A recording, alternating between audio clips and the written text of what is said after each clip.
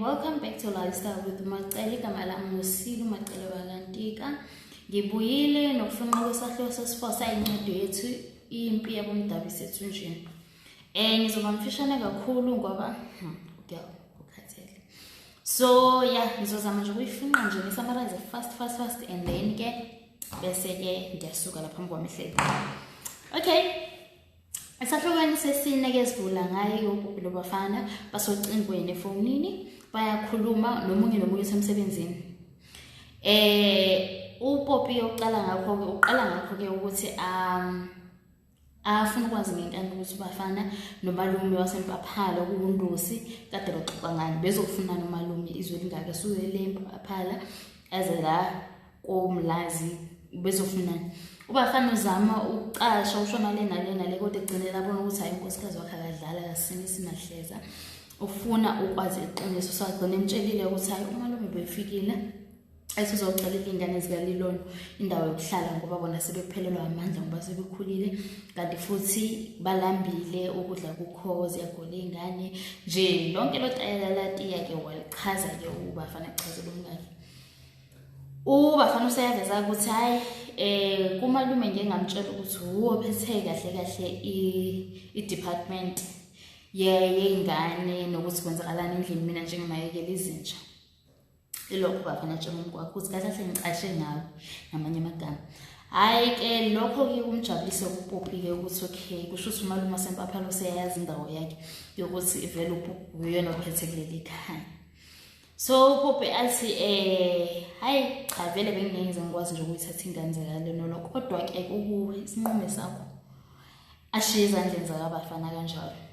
UPoppy ke le ndaba basoloko ihleliwe kuye enhlizweni yakhe. UPoppy umhlengikazi bathi usezingene elithi phakama ungumhlengikazi ungumatron. So nangoku sephuma ke uye lunchini uyahamba makafika lunchini la bahlala khona kunegumbi nje la kuhlala khona omatron. Nabo matron bahlukane nje ngamaqembu elinye iqembu yelabanye njengathi bayibuyele emakhaya babuye badle namadumbe badle zonke lezi zinto zasemakhaya nje idliwayo. Matron naba bekhona iqembu laseUnisa kusho ukuthi laba abafundayo basesebafundi nabo bahlala bodwana lapha ya bese kuba iqembu labo wena boPoppy laba abakhuluma ngezinto ezithe ukuthi baphezulu bakhuluma ukuthi ingane zabo zisephesheya obani oMr Dokotela bakhuluma nje ngezinto ezitop hayi izinto esikhulunywa nje ngobantukazana nje benkosana khuluma ngezinto eziphezulu vele. Mina engibonile ngathi nje uqhoshelana nje kule ndawo leqembu labo uPoppy. Kodwa ke usufika makule qembu ke uPoppy naye useyithola usexoxa izindaba zakwakhe.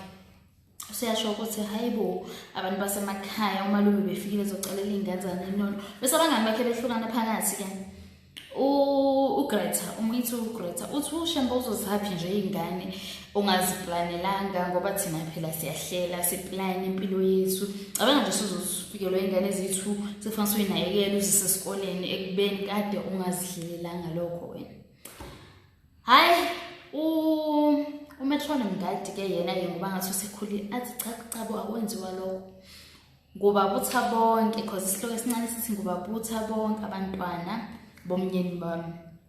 So uyambonisa ko uMatron mngadi ukuthi cha kwenziwa kanjalo emzini bangabe sowushadile uyafana nawe nomuntu wakhona. So ngakho ke abantwana labo bakaLinono bafana nababa bakho naPoppy. Thatha abantwana ubuye uzobagcina ngakuwe ubanakekela. Abantwana bomsisi kamnyeni wakho bafana nabantwana bakho. And njengoba ushadile manje kwangubani kusho kona ukuthi impela usungu wakangubani and uLinono sikafana nawe nodadewini. Ayaphike kuPoppy athi ngishadile kodwa mina ngiyazazi ihlobo zami ngo lawyer bani dokotela bani abantu abaphezulu nje osomabhizinisi bani hayi abantu abaphansi kusho ukuthi uPoppy ngokubuka kwakhe ngehlo lakhe abantu abayihlobo kuye abantu abasezingeni elilingana nelakhe abantu abaphila impilo ephezulu hayi abaphala lemakhaya chabo hayi labo nje kusho ukuthi mathi uyihlobo zegazi kodwa lokho account okubalwayo kule ndaba yikho ukuthi abantwana abantu abayihlobo abantu abane-status, lokhu esikubiza nge-status ngesingisi, abantu abaphezulu kumama. Ngakho-ke umngadi-ke akaboni kahle ngeso linye noGreta kanye noPoppy. Ekugcineni cause uyamhlonipha uPoppy uMatron umngadi ngoba usethe ukukhula kakhulu and uyayeza zoba-advise uma beneyinkinga emshadweni wabo. Uyamlalela yena kodwa-ke usecela ne-day off ngoba angasakwazi ukuqhubeka nosuku sikanje, ingqondo yakhe seyilimele ngoba nakho ngicishe ngikhohlwa bathe mabakhuluma kubafana efonini benoPoppy kwabonakala nje ukuthi umshado wabo awukho endaweni enhle neze ngoba nanguPoppy phela athi ubuza ubafana ukuthi uzobuya nini endlini uma afana uyachaza ukuthi uzobe unemhlangano nama-meetings yena kufanele ukuthi aye kuwo. UPoppy usethi naye-ke akasaya endlini useyodlula likamnganakhe-ke useyodlula kamnganakhe. Abantwana kusho sebezofasisana nobani, kusho sebezofasisana nayo kumama oklina endlini.